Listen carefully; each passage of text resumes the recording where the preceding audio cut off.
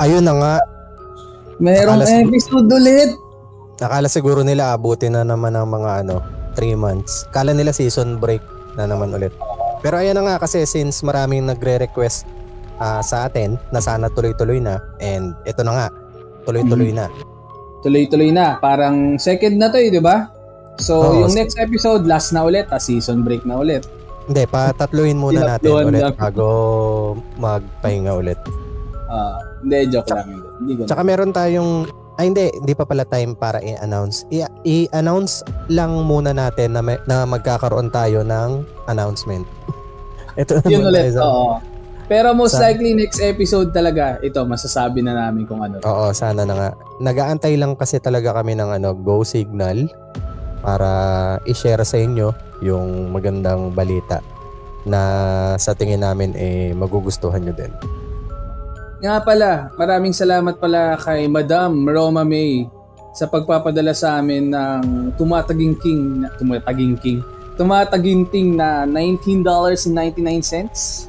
Oo, no? Dollars. Oo, ba't kaya may butal pa, no? Ano kaya yun? Saan kaya kasi naka-promo. Charot. Hindi ko alam. Baka may charge yung pag-send. Ewan ko, hindi ko alam. Kasi Akala ko na nagkaroon pa ng tax. Pwede. Pwedeng ganun. Ayun. Pero maraming salamat Roma May sa patuloy na pagsuporta sa amin. Isa yan sa mga admin ng The Red Door Podcast. At saka maraming salamat din sa mga sumusuport, yung mga laging nanonood, yung mga laging nagko-comment, laging nagla-like. Hindi naman kailangan na mag-send. Pero kung kaya, why not? Biro lang. Hindi, matabang binti. Hindi Tapos mamaya shoutout namin yung mga nagpapa-shoutout. Pero mamaya mamaya na ba? O pwede tayong umisa muna kasi nagche-check ako ngayon ng ating Spotify channel. Okay. Quick siguro. Marami ako nakikita mga comments dito like yung ito akala ko po seasonal yung podcast nyo. Please, sana tuloy-tuloy na ito with prayer emoji na sinasabi nilang hindi daw prayer. Ano daw to? High five. High five. So ayun, isa lang muna tapos mamaya na ulit yung iba. Ikaw, meron ka ba dyan sa YouTube?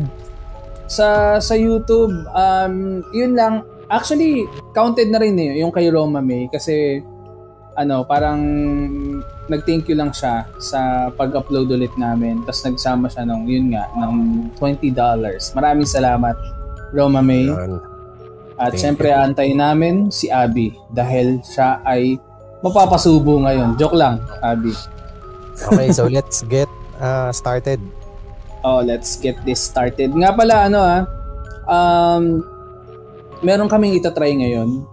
Though hindi pa to ganun kapulido, pero gusto lang namin i-try na mag-share. Ako personally. Pero mamaya meron akong i-share na something na maraming naghahanap sa mga listeners ng The Red Door Podcast PH. Pero mamaya ako i-share yon. For now, i-share niya yung $20. Hahatiin sa lahat. Kung ilan man yung magko-comment sa next video namin or sa video na to, hahatiin natin yung $20. Hati-hati. Yan. Itong kwento na to is nabasa ko online at medyo matagal na rin to, 2 years ago. At tungkol siya sa isang ospital sa Marikina. So, malapit ka lang dyan, di ba? Malapit lang. Mga isang sakay, pero yung travel time pag traffic 3 hours, hindi 1 hour siguro, ewan. Pero ito na nga. Itago nyo na lang ako sa pangalang Ryu. 21 years old. Bata pa lang ako, sakitin na talaga si mama. Madalas siyang binibinat, tumataas ang blood pressure at isinusugod sa ospital. Kaya hindi na bago sa amin ang pabalik-balik sa ospital na yon. Taong 2023, na-confine na naman si mama sa isang malaking ospital sa Marikina. Kabisado ko na yon dahil palagi kaming doon dinadala kapag nagkakasakit siya. Nagkakasakit. Na ano na ako magsalita. Naslang ka na? Oo, naslang na ako eh. Kasi kakaano ko eh. Hindi ko alam. Nasaan ba ako? Estudyante pa ako noon, pati na rin ang mga kapatid ko at kami ang naka-assign magbantay kay mama. Dahil nga may pasok kami, palitan kami ng pagbabantay. Buti na lang at pinayagan kami ng ospital. Isang araw, kapatid ko ang naka-duty sa pagbabantay dahil may klase ako. Hapon pa ang uwian ko kaya't hapon ko rin siya mapapalitan. Medyo malayo ang ospital mula sa amin. Mga 2 oras ang biyahe, depende sa traffic. So tama ka nga, 2 oras.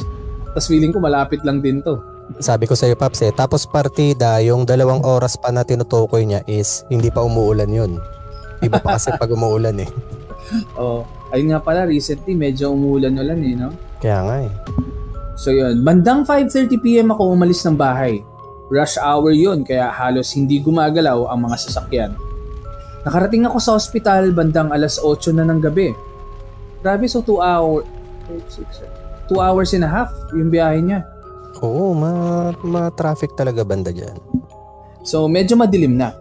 Hindi ko na nabili ang mga grocery na para kay mama dahil gusto ko na agad siyang puntahan para makauwi na ang kapatid ko.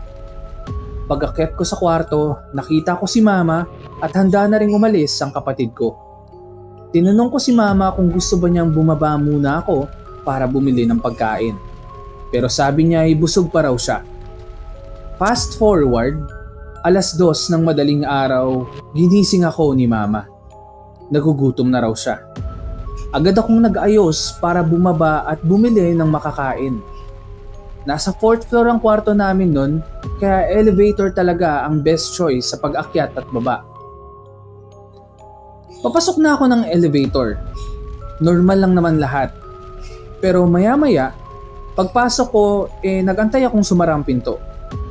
Medyo matagal bago ito sumara at nung papasara na ito, bigla itong bumukas uli. Ibig sabihin, may pumindot muli sa labas at gustong pumasok din. Pagbukas ng pinto, nagantay ako pero weird dahil walang taong pumasok. Inisip ko na lang na baka naglolo ko lang. Pagdating sa 3rd floor, bumukas na naman ng pinto.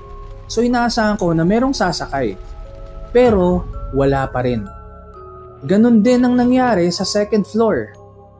Nung oras na yon, wala akong nararamdaman na takot. Sanay naman ako sa ganon at mahilig din ako sa mga horror films. Pagdating sa 1st floor, medyo gumaan yung loob ko dahil may mga tao na akong nakita. Merong mga dalang pagkain at meron ding mga paakyat na rin ng elevator. Lumabas ako at bumili na ng mga kailangan kong bilhin.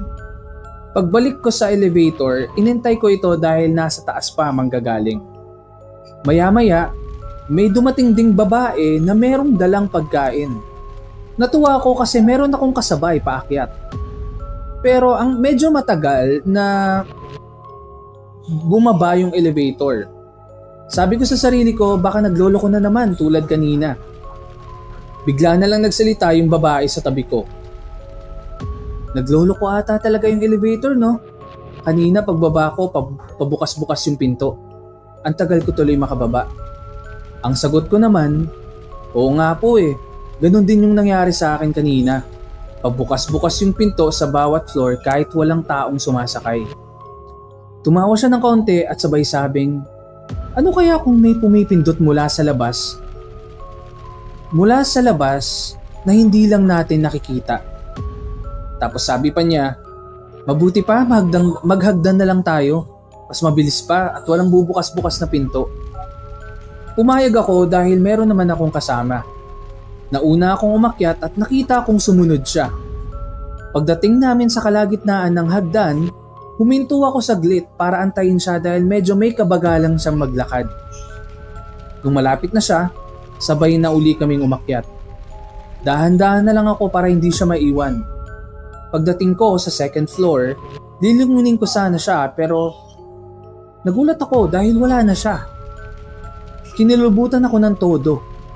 Paanong nawala siya agad? hindi ko narinig na bumaba siya, tumigil, at naririnig ko pa nga yung mga yapak niya habang sumusunod. Hindi man lang siya nagpaalam.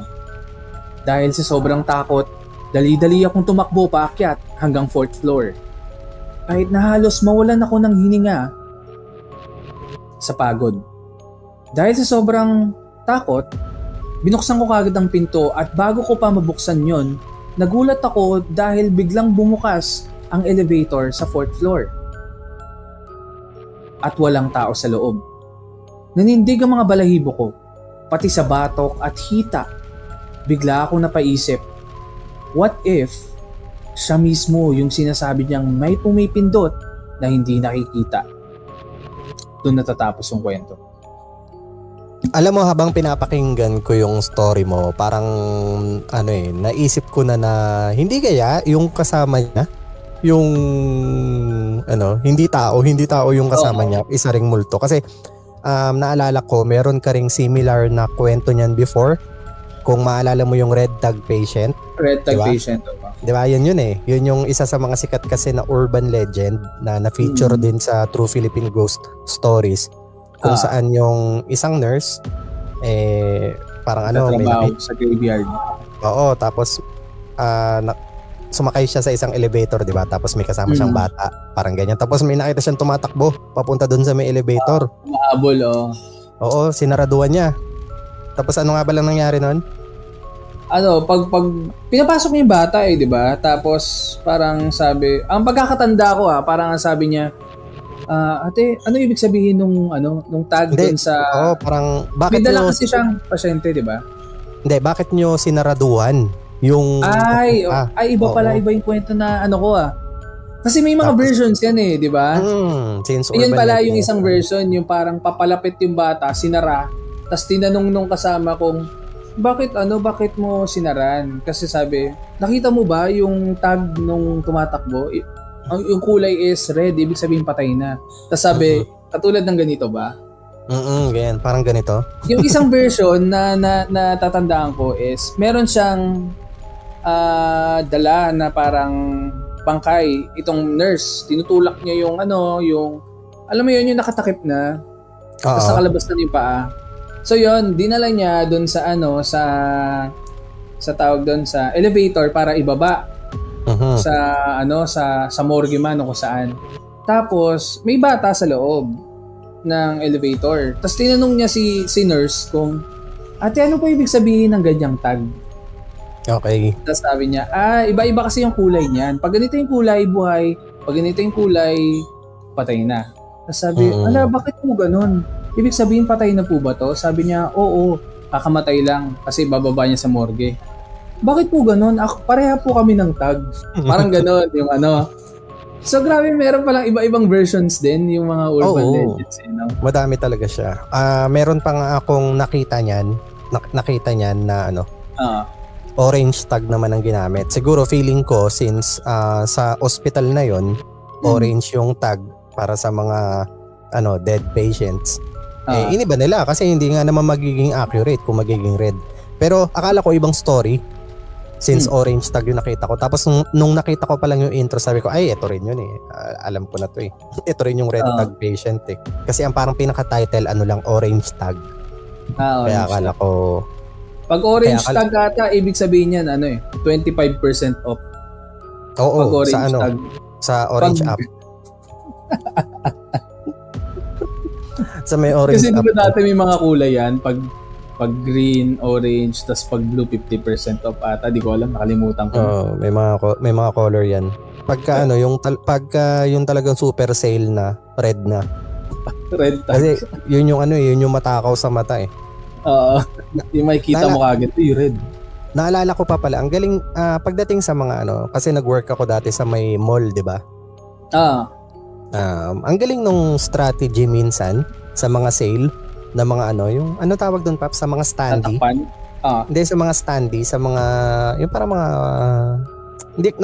hindi siya leaflets basta standee ata tawag doon na sobrang laki nung 70% off, di ba?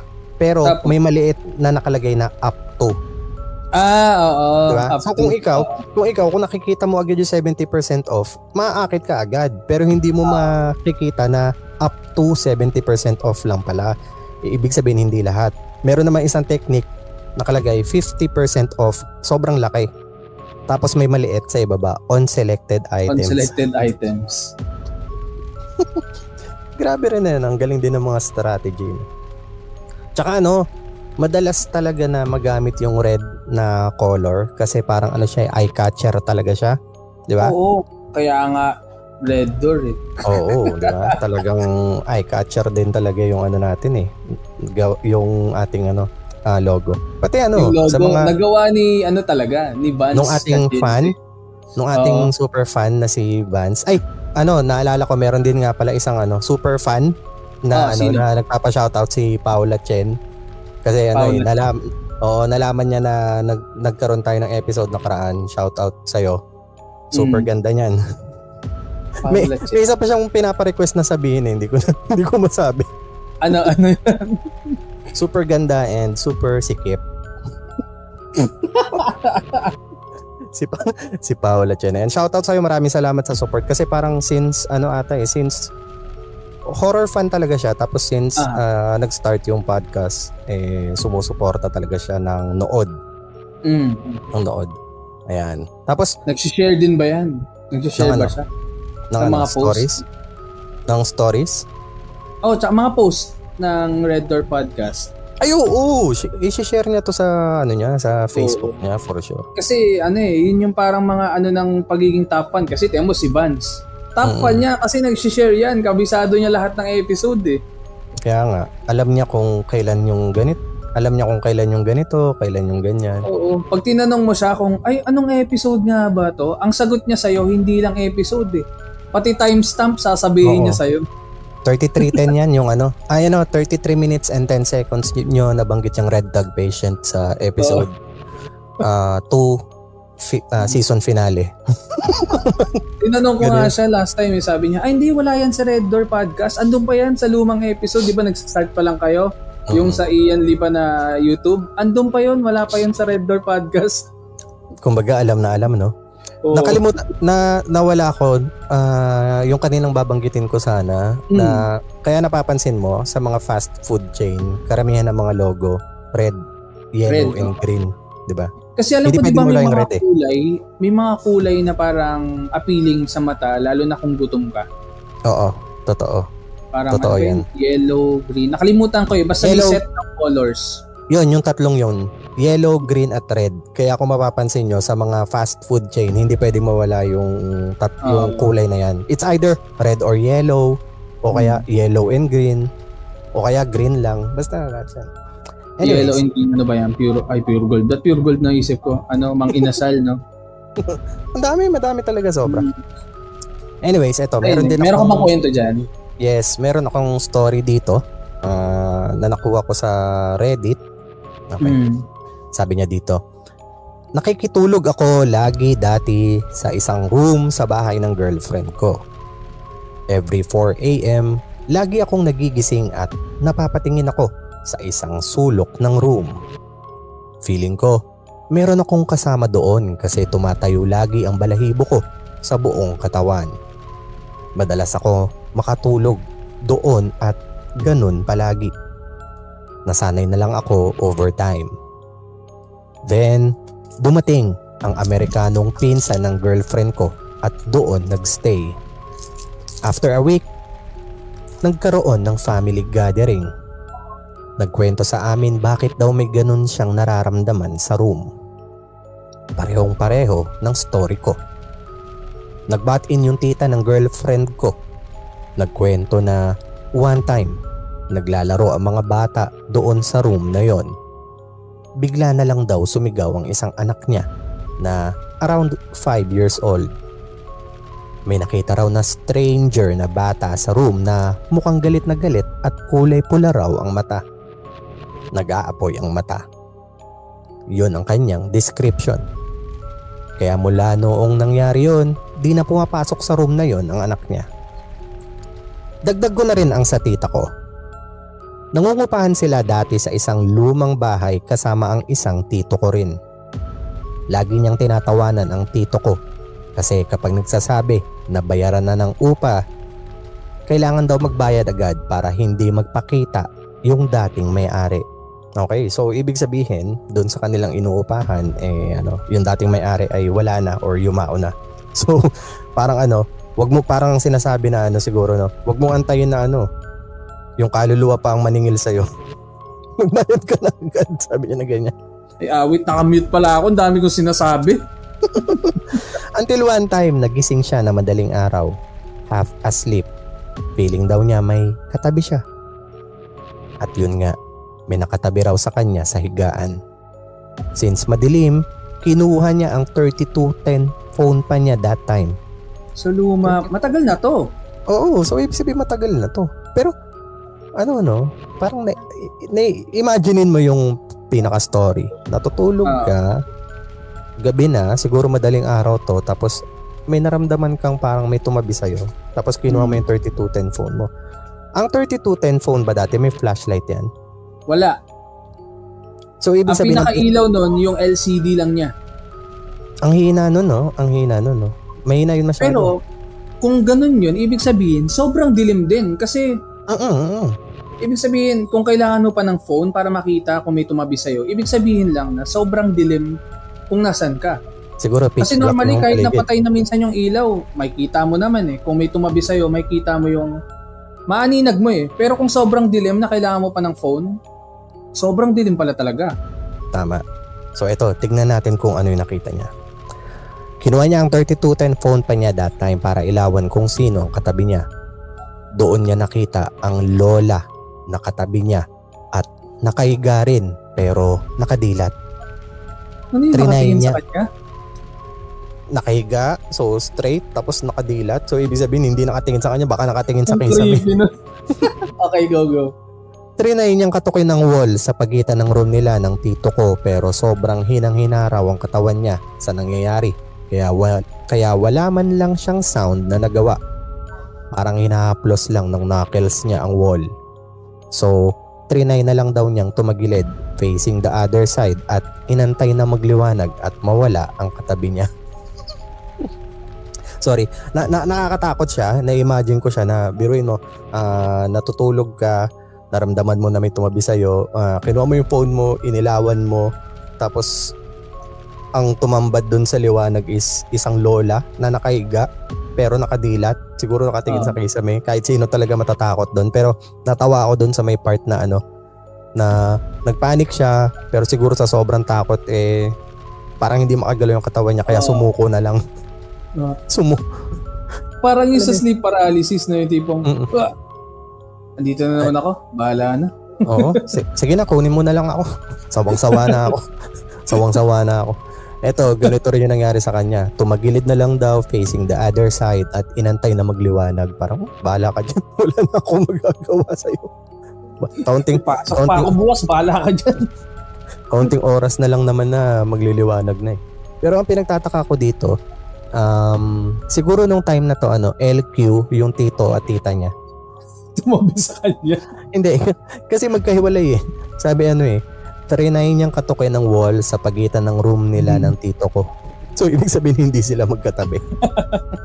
Si tito at tita ay tapos hindi niya lang pala napansin yung tumabi sa kanya yung tita niya. Tapos walang sinabi yung lola nakahiga yung nakahiga pagharap niya. Kailangan magbabayad.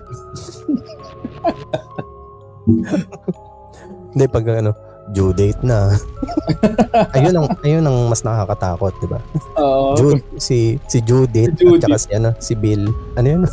Ano yung sa Bills? Meron yung nakalimutan ko si Bill lang. Bill. Si Bill at saka si Judith. Oo, pangalan din naman yung Bill Anyways, ayun na nga. Ikaw, meron ka pa bang story? Actually, ito yung isa sa mga napanood ko to recently. Medyo matagal na to pero nung napanood ko, doon ko na-realize na medyo yung reason kung bakit na-sensationalize tong kwento na to recently. Napalabas to sa Netflix. Tapos, titingnan ko yung exact na Ano yan siya? Movie or docu? Actually docu siya. About? About to sa isang, teka, titingnan ko muna yung title niya.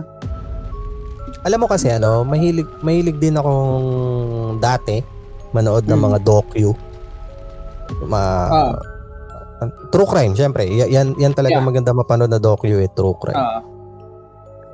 Meron akong 2 docu na nagandahan. Yung dun sa kay Luca Magnotta. Yung Don't Toot with Cats ba yan? Yes, yan nga, Don't F with the Cats. At saka yung Burari Deaths na pinag-uusapan din natin ng mga previous episode. Yung sa may India, sa may New Delhi. Ayan, kung gusto niyo pag-usapan yung mga ganyang klase ng topics, let us know in the comments below. Kasi maganda rin pag-usapan yan. May mga detalye doon na parang maganda talagang maging conversation sa ating lahat. So, yun nga. Medyo ganito. Hindi ko masasabi na light to compared dun sa unang nabanggit natin. Pero itong story kasi na to, medyo nakakatakot siya. Yung mga true crime stories naman is nakakatakot. Pero ito kasi, itong kwento na to, kaya siya nakakatakot kasi pwede siyang mangyari kahit kanino. Tapos, parang most likely, this could, ayun nga, sabi ko, pwede siyang mangyari kahit kanino and mapapa-overthink ka talaga. Yan talaga Yan talaga ang nakakatakot sa isang true crime na story kasi nangyayari talaga. Kasi minsan pag mga pag mga horror stories about supernatural, medyo may debate pa di ba? May debate pa kung totoo ba or hindi, di ba? Pero yung true crime talagang as in totoo siya. May ebidensya, may report, nangyari talaga. So tungkol saan yan? Ayan, ganito. Meron kasi isang babae. Itong babae na to is kilala siya dun sa community nila as someone na mabait, babaeng merong pangarap. Parang nakikita nila na may mararating tong babae na to. So bata pa tong babae na to nung nag-start yung documentary, tapos gumraduate siya ng high school and then eventually nag-graduate siya. Tapos naging social media personality tong babae na to. And kilala siya sa mga content niya na nag-travel, pumupunta kung saan to. So every time na pumupunta siya sa isang lugar, nag-take siya ng pictures, tapos nagbe-video siya, pinopost niya sa social media. So ang isa sa mga bagay about this documentary is documented yung halos lahat ng mga pinuntahan niyang lugar. So after nun, since kasi nasa social media siya, ibig sabihin may mga update sa buhay niya, kaya na-document talaga na may yung pangyayari. Saka at the same time, maraming sumusubaybay sa kanya, kaya ganun. So eventually meron siyang nakilala at nakilala niya tong lalaki na to, and after a few months or after some time, naging sila.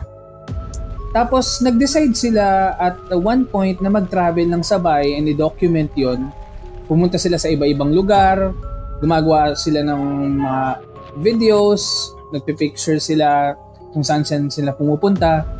And dumating sa point na nag-propose tong lalaki sa kanya. Tapos nung nag-propose tong lalaki na to sa kanya, dumating din yung time na nag-decide sila na gagawa na sila ng vlog na magkasama sila at ilalagay nila ito sa YouTube. Kasi before sa Instagram lang to nagpo-post si ate girl. So anong nangyari is isang araw merong nangyari, kaya parang nag-trigger ito na na magkaroon ng ibang view sa kung ano talaga yung nangyayari sa kanilang dalawa. Kasi sa social media makikita mo na sobrang okay sila na parang sila yung ideal na couple. Na isa din to sa mga nakakatakot na part ng documentary na to, kasi madaming ganito na parang makikita mo sobrang saya sa social media and then mababalitaan mo na ganito pala. Madaming ganyang cases. Pero ito is yung ang difference nito is hindi maganda yung naging ending. Though hindi din naman maganda yung ending ng mga nababalitaan natin na iba, this one is different kasi may death na involved. Pero I explain ko yan in a few. So, before pala mag-spiral out lahat, merong isang piece of evidence na sobrang naging importante dito and na-point out yung mali ng authorities. Yung mga police, mga ganon. Kasi merong isang nangyari sa isang restaurant na nireport ng mga tao dun sa lugar na yon. Nakita nila na merong isang lalaki na sinampal yung babae and lumayo yung lalaki, sinundan ng babae tapos sinampal ulit siya ng lalaki. Yung mga nakikita dun sa incident na yon, nireport sa mga pulis yun. So after na mangyari yon, hinanap ng mga pulis yung mga involved, yung babaeng sinampal at yung lalaki. Nakita nila yung magjowa na yon. At ang pinaka-importante na detalye dito is nakuha sa body cam nung pulis yung dalawa. So yung dalawa na yon is yung content creator na babae at yung fiancé niya. Yung tinutukoy ko pala dito bago tayo mag-proceed ay si Gabby Petito. Ang title nung Netflix na documentary is yung American Murder. Nasa na ba yun? Tinignan ko kanina. American Murder basta Gabby Petito. Pag sinearch nyo yung Gabby Petito, lalabas na yun. So yun, sa body cam footage na yun, makikita na umiiyak yung babae at nagsosorry siya sa mga pulis. Tapos yung lalaki lumapit sa kanila at parang sinasabi na nag-away lang daw sila, kung ano yung nangyari. Tapos makikita na yung lalaki may mga scratches sa muka. Sinabi ng babae na kinalmot niya daw yung lalaki kasi parang nanggigil siya or nainis siya sa mga nangyari. From there, sa body cam footage na yon, makikita na ang sinabi ng mga pulis na aggressor o yung umatake talaga is yung babae. So parang from there, medyo mapapaisip ka kung tama ba yung decision ng mga pulis na ganun yung nangyari. Kasi una sa lahat, kailangan natin i-consider na yung tumawag doon sa mga pulis yung mga taong nakakita na sinampal nung lalaki yung babae. So parang mapapaisip ka, kung pulis ka rin naman, okay, sige, given the idea na sinampal nung lalaki yung babae, pero pagdating mo doon, makikita mo na nagsusorry yung babae sa mga nangyari and then yung lalaki may mga scratches sa mukha. Medyo parang mapapaisip ka din talaga kung ano ba talaga nangyari. So after nun, parang dinetain sila temporarily, parang pinalamig lang. Tapos after nun, pinakawalan din sila. Tapos nagsama sila ulit and then tinuloy nila yung travel nila. After a few days, merong isang grupo ng vloggers na nagta-travel din. Habang nagta-travel sila, meron silang footage nakuha na naglalakad lang sila. And then meron sa footage na yon, makikita mo na meron silang nadaanan na isang van na puti. Pero walang tao sa loob. Uy, baka sa Pinas? Sa Pinas ba yan? Hindi. Doon din, sa same area kung nasan sila Gabby Petito.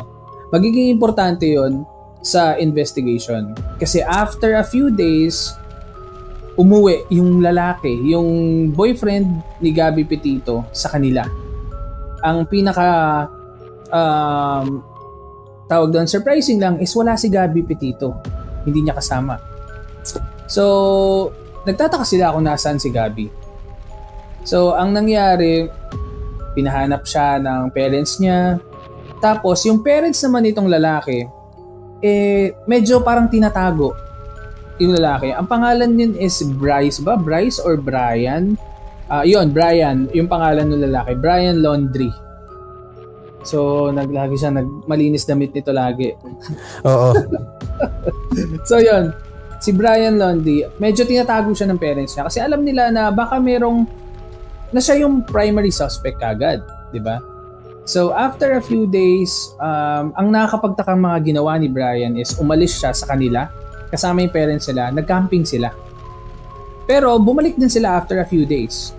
And then, after nung camping na yon at parang medyo nakapag-suspect yung ginawa nila na habang nawawala si Gabby, umalis pa sila.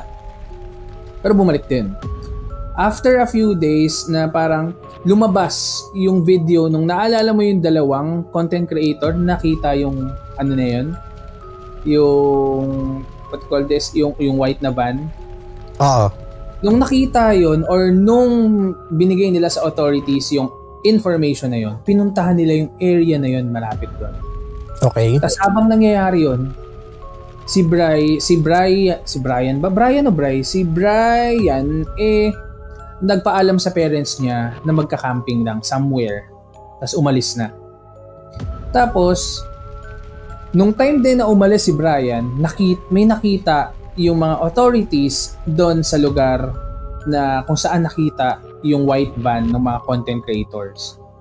Nakita nila yung labi ni Gabby Petito na parang partially nakalibing siya sa lupa. Medyo hindi ganun kalalim yung hukay.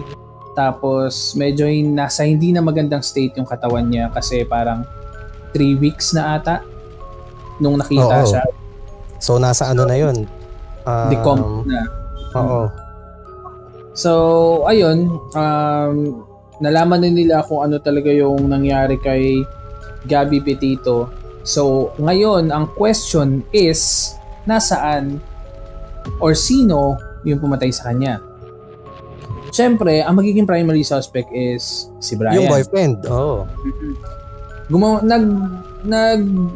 Nag-investigate yung mga authorities sa mga nangyari leading doon sa pagkawala ni Gabby Petito and nakita na yung merong transaction sa credit card si Gabby Petito na medyo questionable kasi meron ding transaction doon na nagpasa siya ng pera kay Brian. Okay. Pero ang note na nakalagay sa transfer is parang sige, sa'yo na to, hindi na kita guguluhin. Parang ganun ang note. So nagkaroon muna ng breakup bago nangyari itong crime na to? Ganon. Or ganun ata ang gustong senaryo na mag-play out ng kung sino man yung gumawa nun.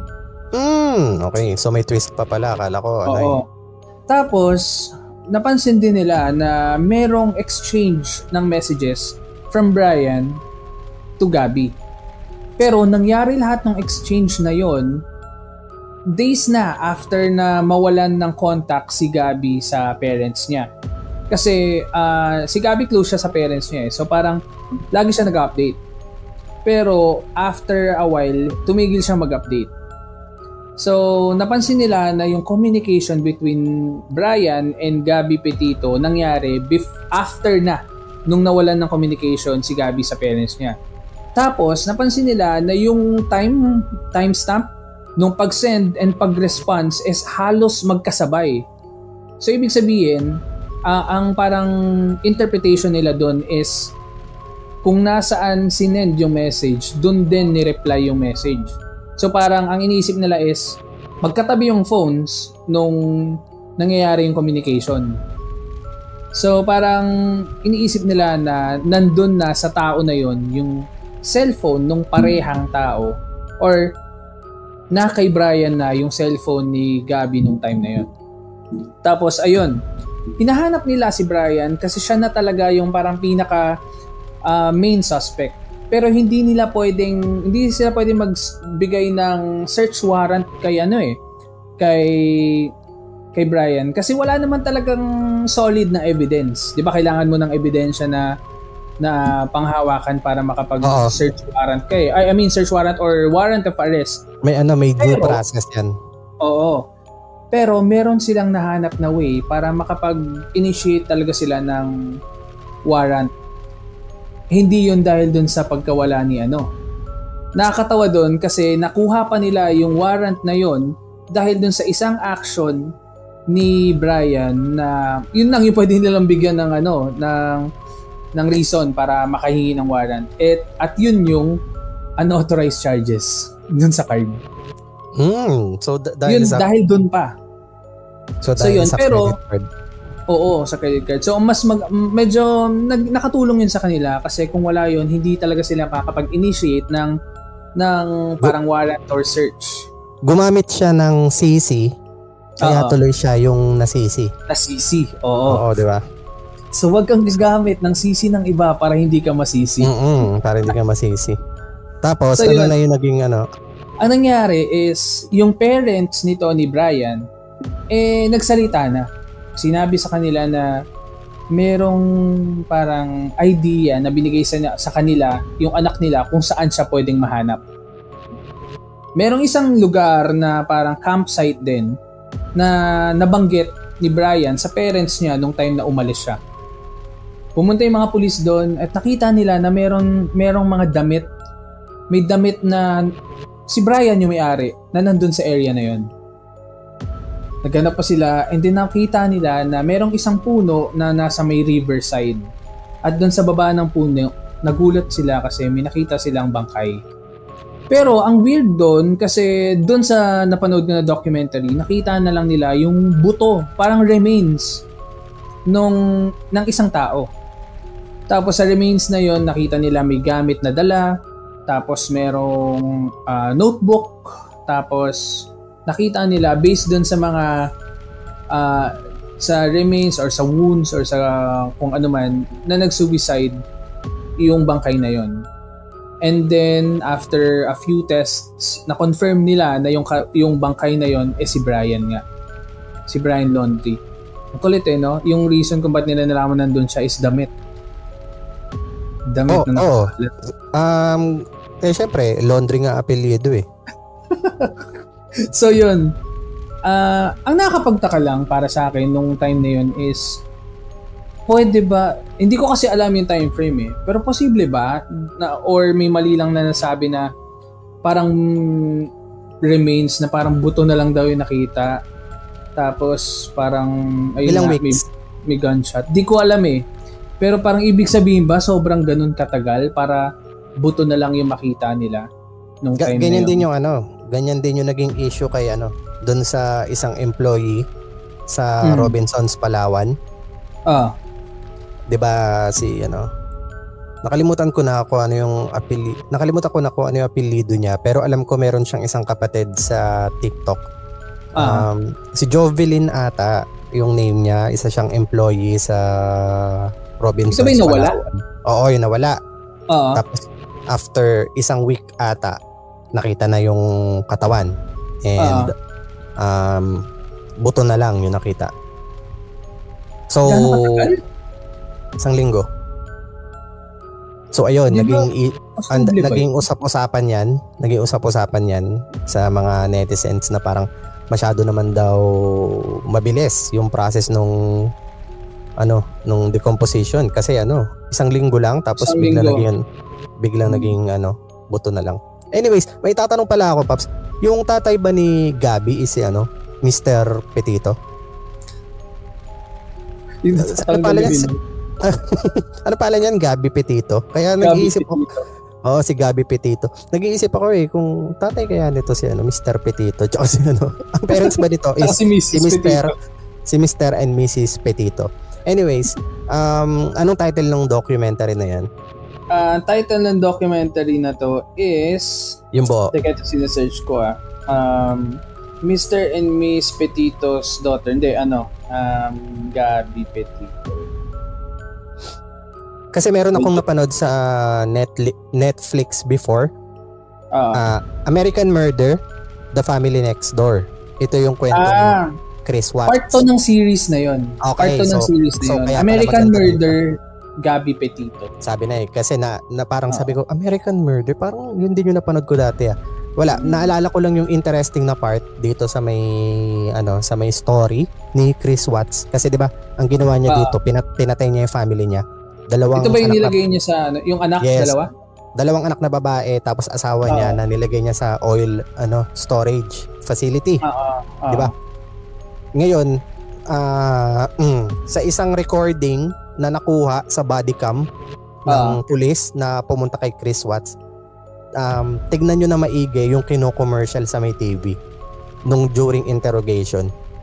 Nung time na pumunta sila sa sa bahay ni Chris Watts para magtanong, 'di ba may body cam.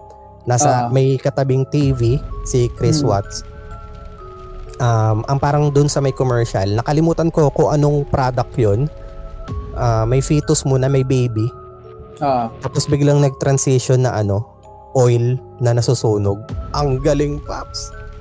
Na parang sinasabi nila na na parang meron daw something na supernatural na supernatural.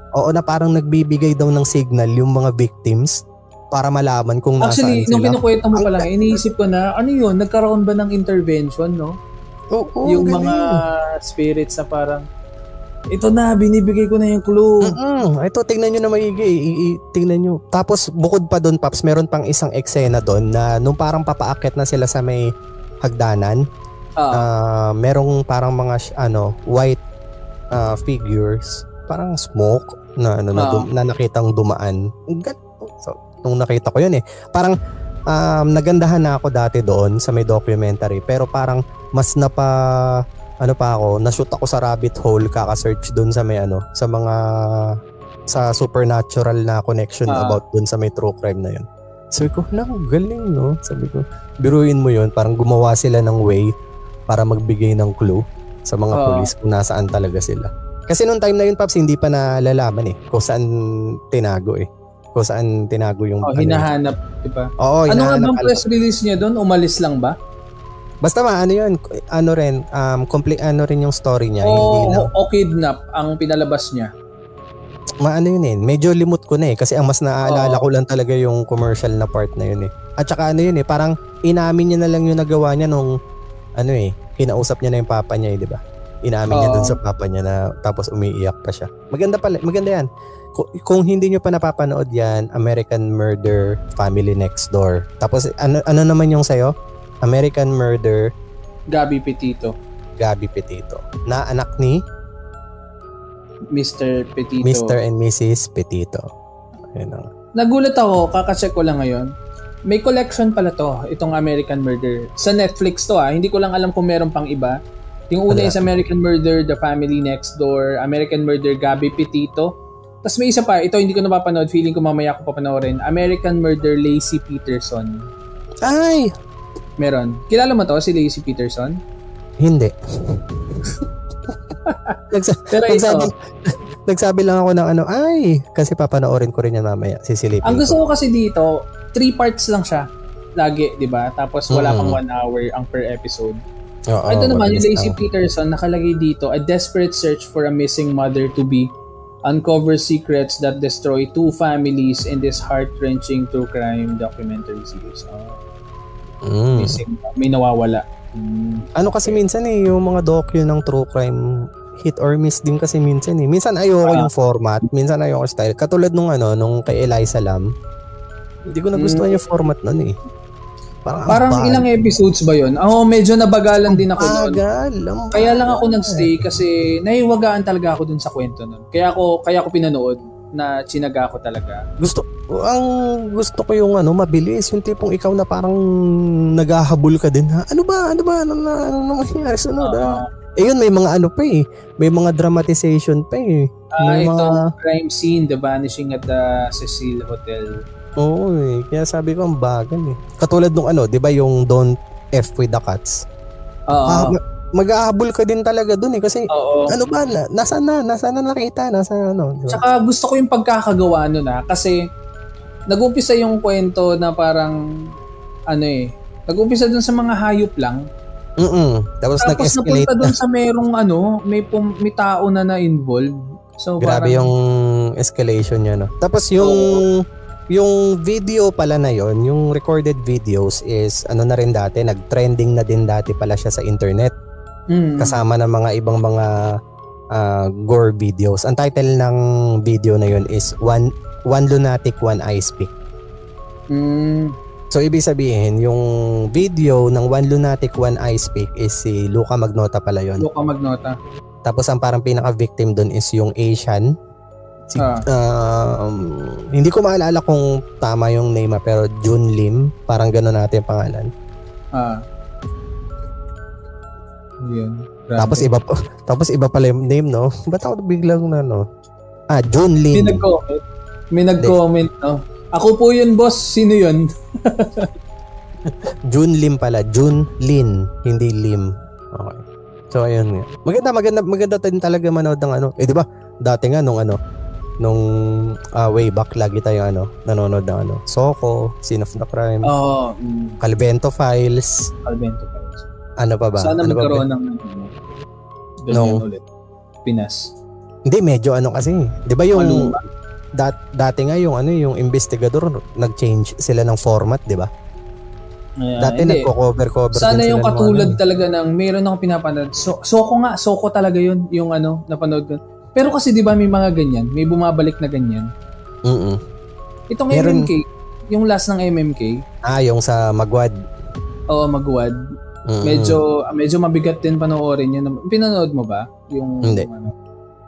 Medyo mabigat sa panoorin yung pero yun. Pero meron ba kayo guys na gustong pag-usapan ng mga ganyan klase ng mga true crime na pwedeng local, pwedeng international, para mapaghandaan namin? Kasi katulad nga ng sinasabi namin, kung magaganito man kami, lalo na akong local or actually kahit international naman, gusto namin na yung information na mabibigay namin hindi katulad ng pagkakakwento kanina na based on memory lang.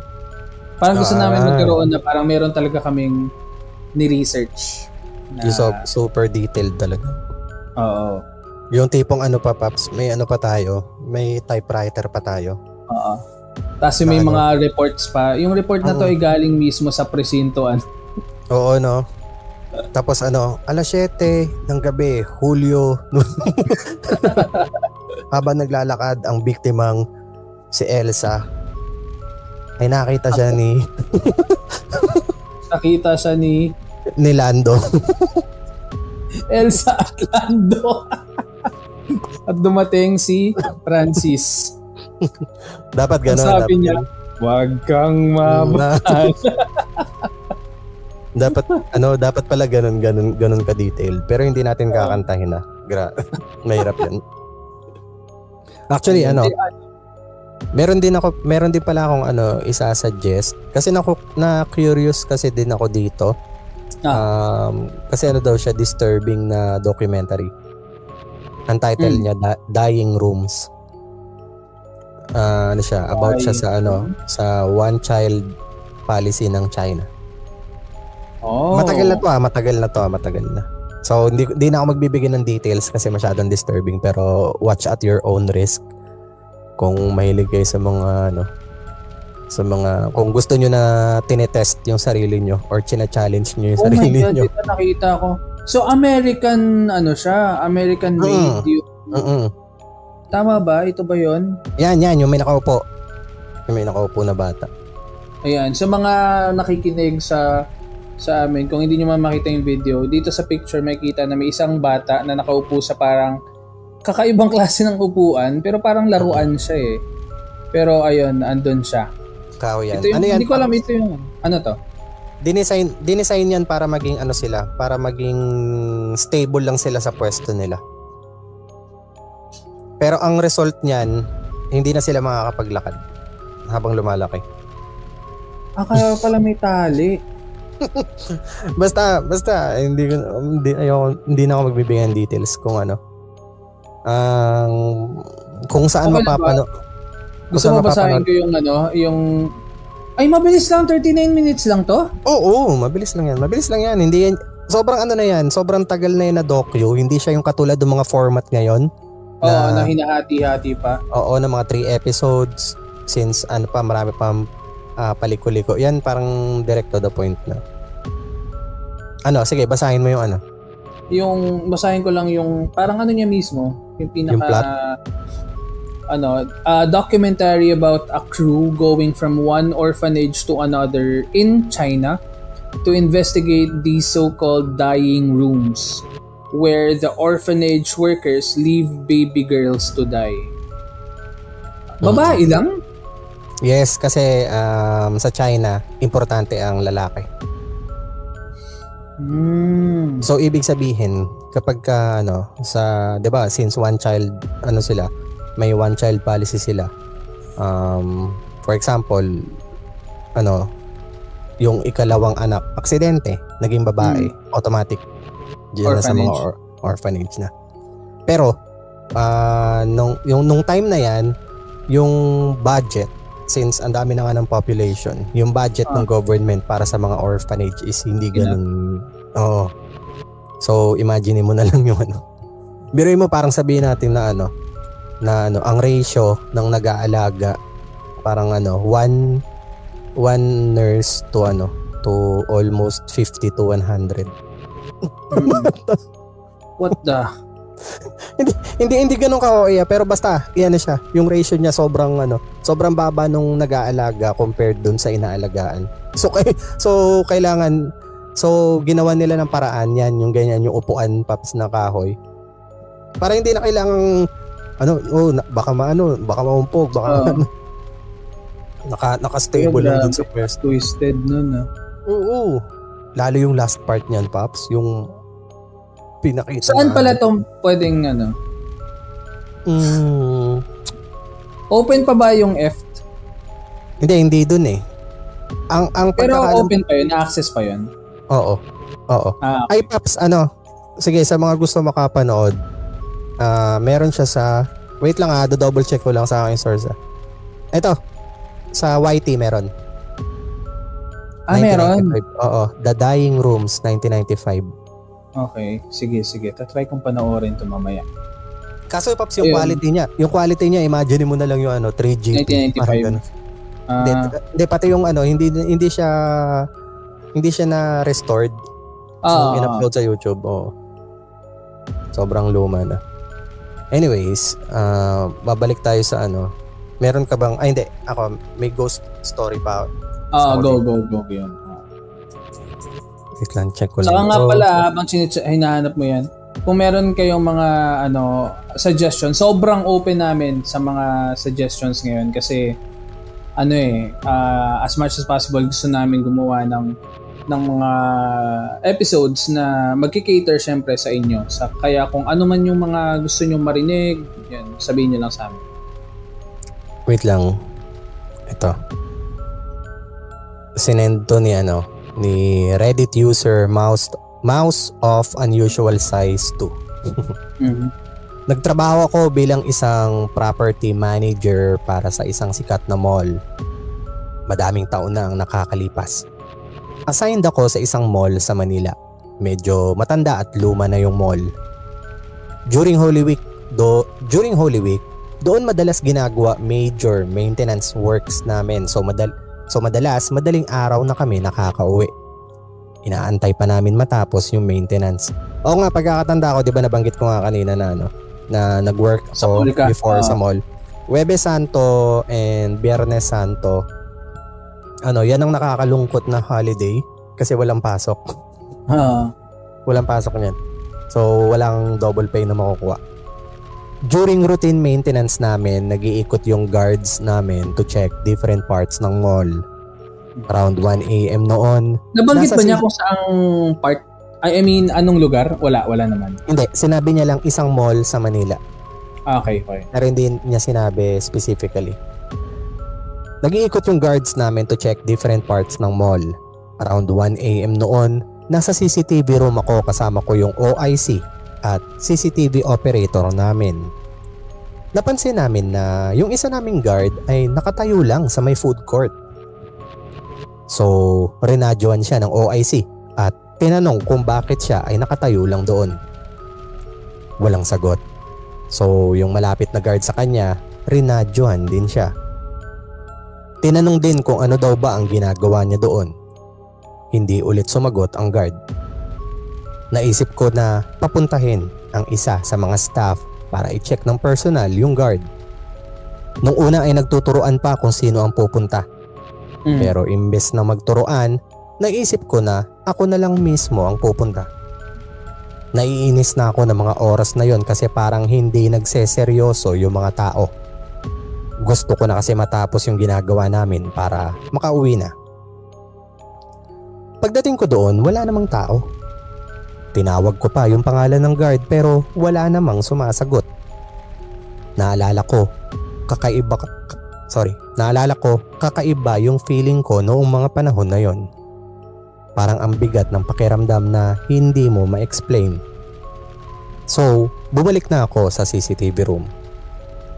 Pagbukas ko pa lang ng pinto, rinig ko na ang boses ng mga tao ko na parang nagpapanik. Nagsalita ako at tinanong ko sila kung ano ang nangyari. Yung mga mukha nila noon ay parang nakakita ng multo nang malaman na andun na ako. Sabi nila 30 minutes na daw nila akong hinahanap. Nagtaka ako sa sinabi nila. Ang alam ko kasi sa sarili ko, lumabas ako at bumalik din agad. Sa tansya ko wala pang 10 minutes yun. Tinignan ko ang wristwatch ko. 1:45 AM. Nagkatinginan na lang kami. Simula noon ay wala nang gustong pumunta sa food court ng gabi, lalo na kapag walang kasama. Yung guard na hinahanap namin nasa poste niya lang sa may genset namin the whole time. Tinanong ko siya kung bakit hindi siya sumasagot sa radyo, pero ang sabi niya wala naman daw siyang naririnig. So ano na naman to? Case na naman to ng glitch in the matrix.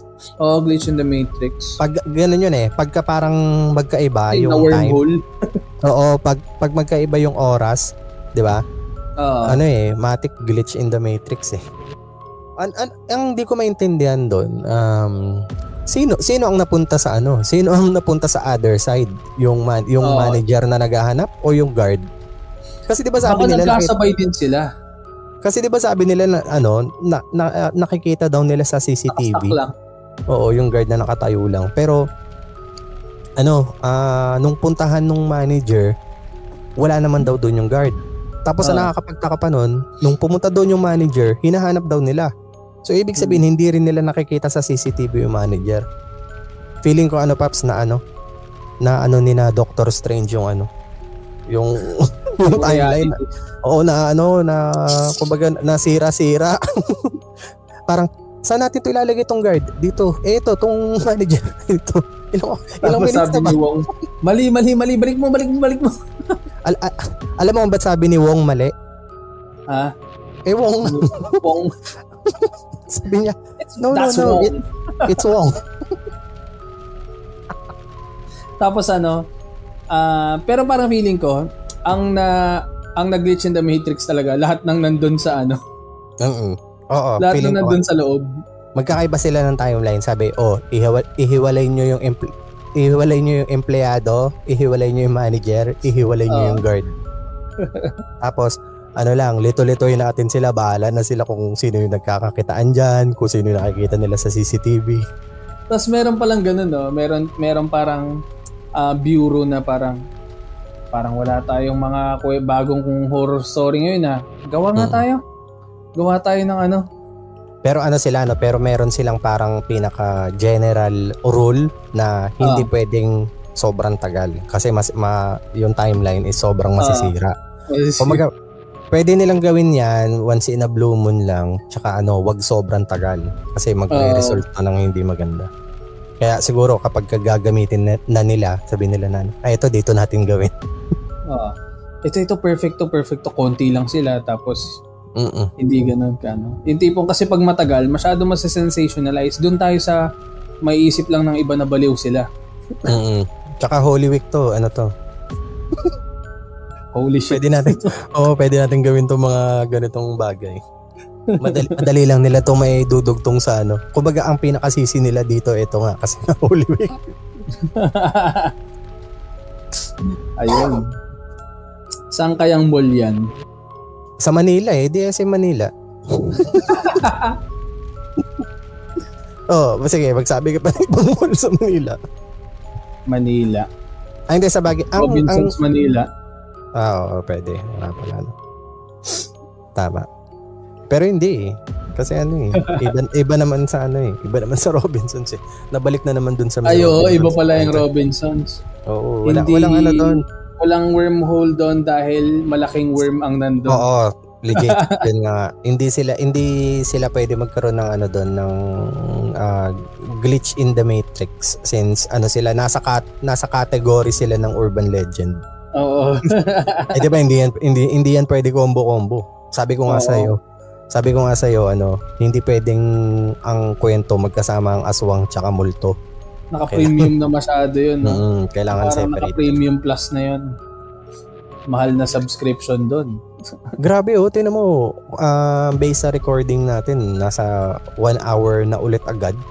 Ang bilis na parang kaunti pa lang yung napagkukwentuhan natin. Oo. Grabe. So, ibig sabihin ba nun, kailangan na nating mag 2 hour? Charot, dito.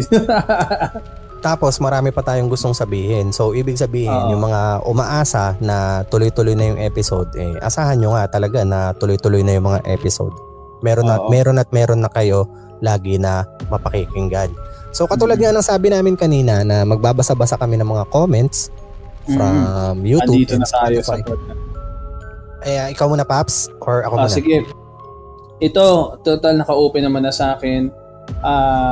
As of the moment, meron tayong 49 na comments sa YouTube and 1,900 views. Grabe, nakakatuwa.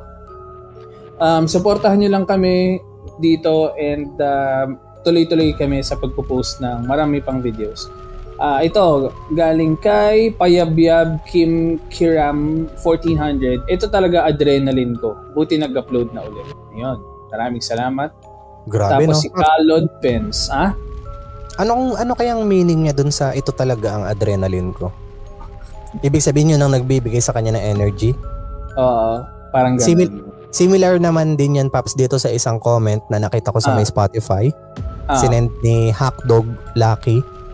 Ilang weeks din ako puyat. Hindi ako makatulog pag walang podcast nyo. Oh, grabe, di ba? Ibig sabihin, hanggat hindi tayo nag-upload, gising siya. Oo. Diba? So, Paps, ang bago nating motivation ngayon is kailangan natin na makapag-shoot ng bagong episode at makapag-post para si Hackdog Lucky ay makatulog. Makuha niya yung tulog niya.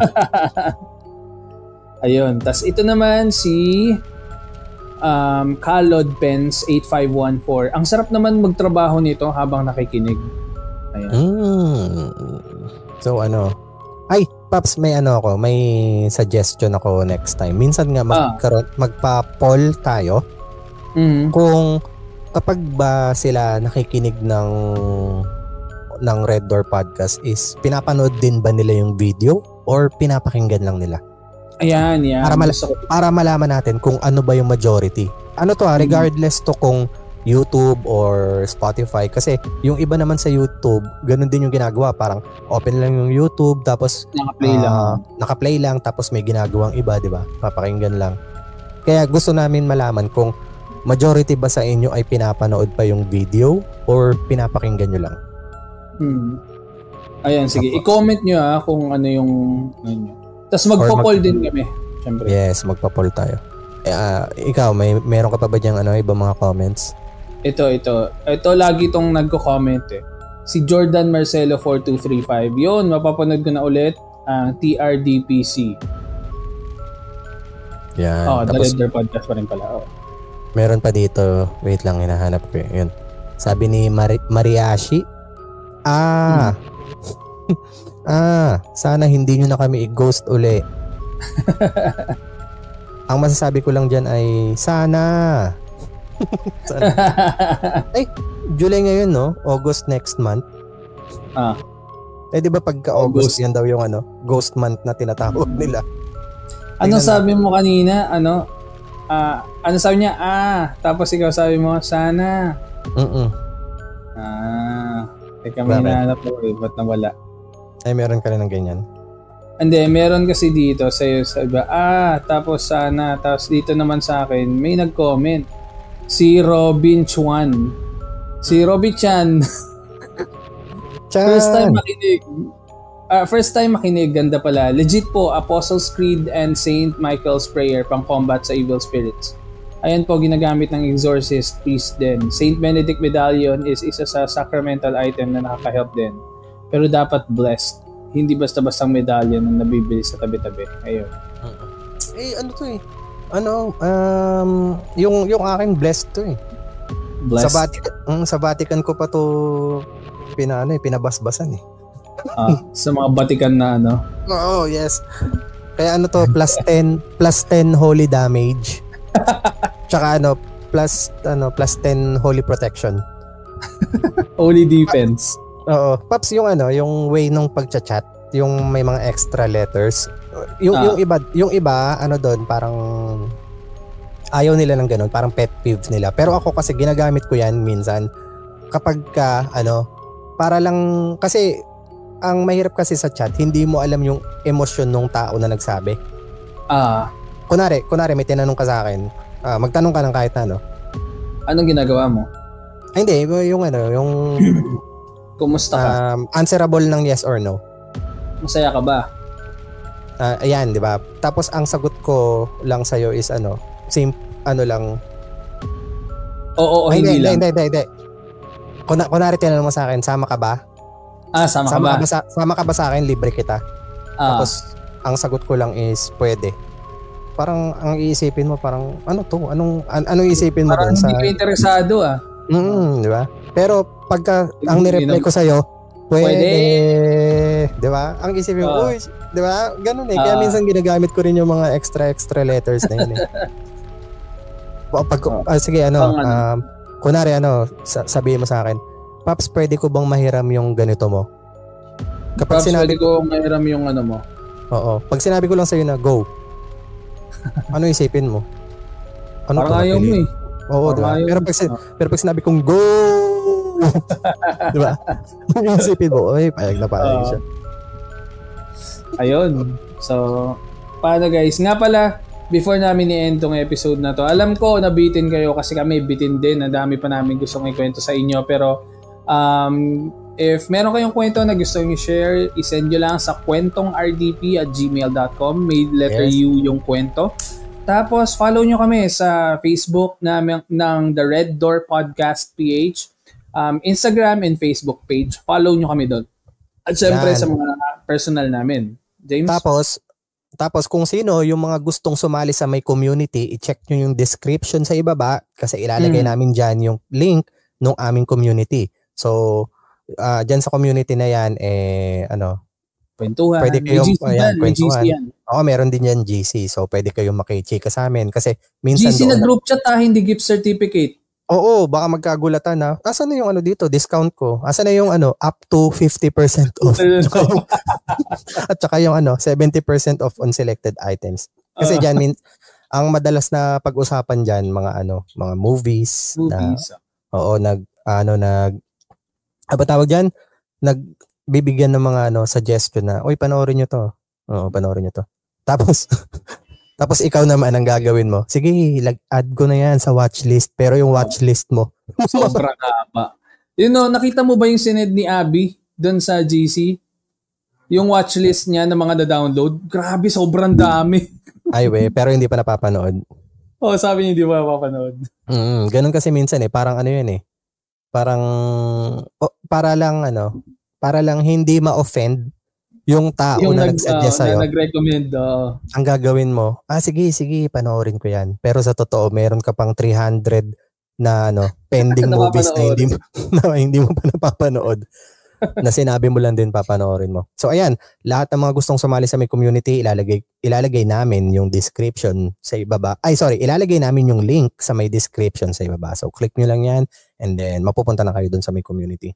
And don't forget to like the video, mag-comment kayo ng inyong mga suggestions, tapos i-share nyo yung video na ito sa mga friends nyo para marami makakita. Ang parang pinakabanat nyo, hindi na sila minsan lang mag-upload. Madalas na sila mag-upload ngayon.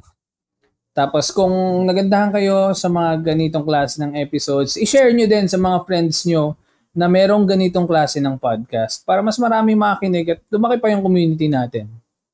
Yes, true. Marami na rin naman na kaming mga plano para sa ating community.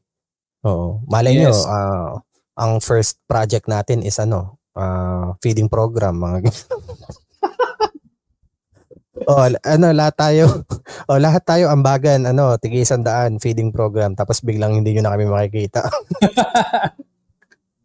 makikita niyo po sa channel namin, magsasara na po ang pinto. Nakakalap na ng pondo. Oo. Hindi, pero marami Hindi marami talaga may plan. Malay nyo, yung next episode, meron kagad kaming plano para sa inyo. Kasi, dahil Red Door Podcast nga to, tungkol to sa mga pinto at merong bumukas na pinto sa amin. Na i-discuss namin sa next episode. Kapag medyo tinupak-tupak kami, baka magtayo na rin kami ng kulto. Tapos sali namin. Tapos sabay-sabay tayong iinom ng Kool-Aid. Kool-Aid.